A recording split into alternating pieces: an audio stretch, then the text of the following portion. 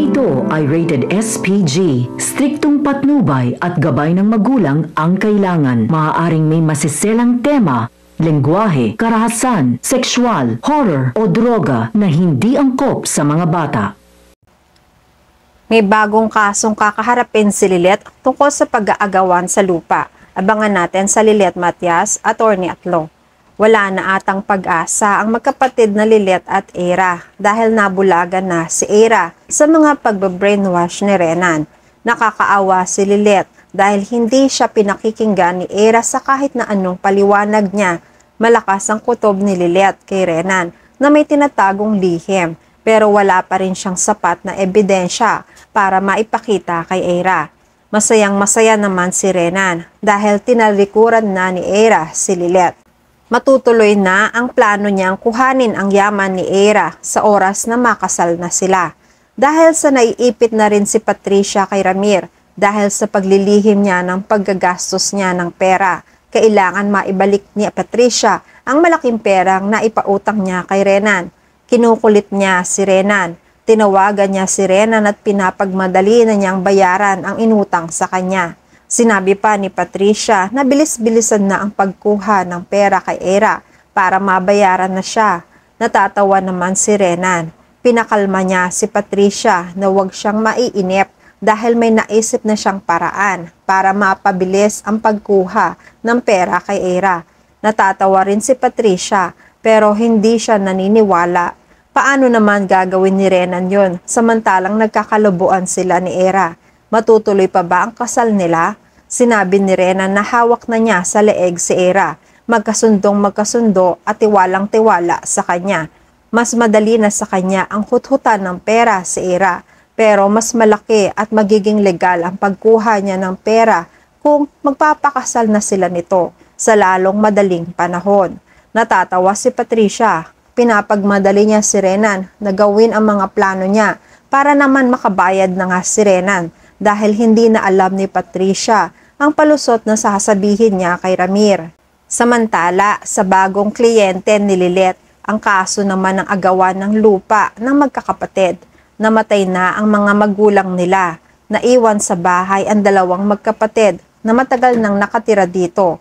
Isang araw, nagulo ang buhay nila nang dumating ang kuya nila na nagkiklaim na siya ang may-ari ng lupang kinatatayuan ng bahay ng tinitirahan ng mga kapatid.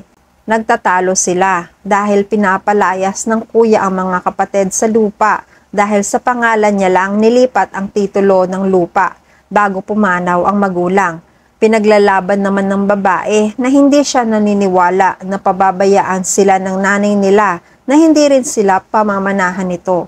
Hindi siya pumapayag. Nagbanta naman ng kuya niya na babalik siya. Dapat wala na sila sa bahay dahil kung hindi sila susunod sa inuutos niya, mapipilitan siyang humingi ng tulong sa mga barangay para palayasin sila. Awang-awa sa sarili ang babae dahil hindi man lang sila tinuring na kapatid. Para lang sa lupa ay magiging basura na lang ang turing sa kanila ng kuya nila. Kinabukasan, sinangguni ng babae ang mga pambabanta ng kuya kay Attorney Lilet. Natatakot siyang nagkwento kay Lilet. Nakikinig si Lilet at pinag-aaralan ang mga sinasabi ng babae. Sinabi ni Lilet, hindi legal ang basta-basta na lang napaalisin sila dito dahil matagal na silang nakatira dito. Dahil sa ilalim ng batas, meron na silang karapatan na linawan ang babae sa maayos na paliwanag ni Lilet. Pero maya-maya ay biglang sumulpot ang kuya ng babae. Galit na may kasamang mga barangay tanod. Mayabang siyang nagsalita sa kapatid niya na siya ang may-ari ng lupang kinatatayuan ng bahay nila. Kung hindi sila aalis ngayon na, mapipilitan siyang puwersahin ang kapatid niya. Naninindigan ang babae. Alam na niya na may karapatan siya sa lupa dahil naipaliwanag na Lilet, kaya ayaw na niyang umalis pa rito. Galit na galit ang kuya. Hindi siya pumapayag, kaya inutusan na niya ang mga tanod na damputin ng kapatid na babae para palayasin. Pero matapang si Lilet. Siya ang naging tagapagtanggol ng babae. Sinabi ni Lilet na hindi siya papayag na hawakan ng kahit sino ang kliyente niya dahil iisa-isahin niya ang batas tungkol sa sapilitang pagpapalaya sa bahay na matagal na siya ang nakatira. nagkatitigan silang lahat, nagkahamunan. Pare-pareho silang matapang dahil ang pagkakaalam ng kuya ay nasa kanya ang pangalan ng titulo ng lupa. At si Lilet naman dahil alam niya ang karapatan ng babaeng kliyente. At yan ang mga pakakaabangan natin sa Lilet Matias, Attorney at Law. Please like this video and please subscribe to my channel at magkita-kita po muli tayo sa mga susunod pang episodes.